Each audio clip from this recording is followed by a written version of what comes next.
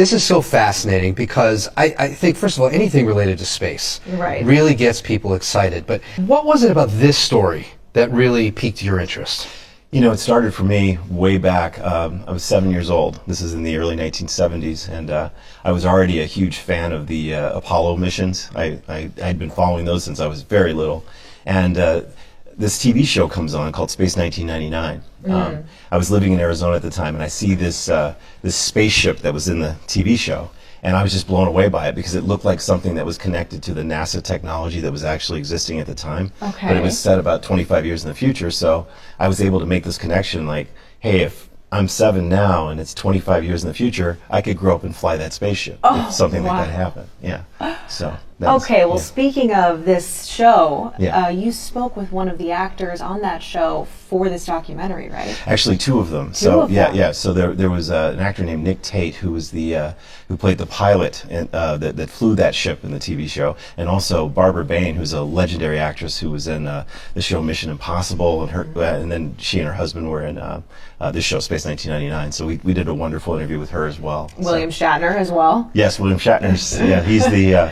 He's Ageless wonder. He's one of the high points of the documentary. When I interviewed him, he was, you know, he's 94 now. He was 93 when we did the edit and the interview. It was a tremendous interaction he and I had. You know, for this, I mean, we have SpaceX now, and of course we have the Webb telescope. I feel like there's a lull in terms of space travel and exploration.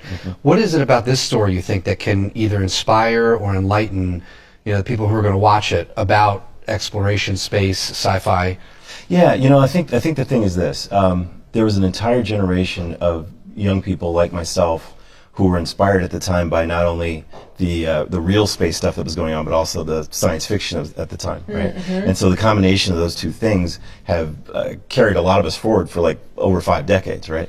And what this film does is it not only shows that story and talks about that and that inspiration, but it also, I bring young people from nowadays into it. I introduce them to it. So there's some 5th graders from one of the magnet schools here in Minnesota that I brought into the film, and I exposed them to this 50-year-old spaceship, and they loved it. And I can't wait for people to see this. Right, we're far away from, you know, Houston, from Cape Canaveral. Yeah. So what was it like to kind of bring Minnesota into this realm?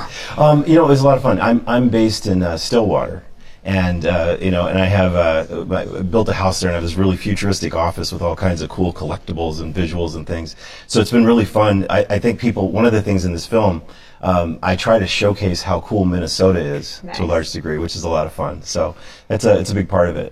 But the film took us. I was in Denmark, England, all over the U.S. I mean, there were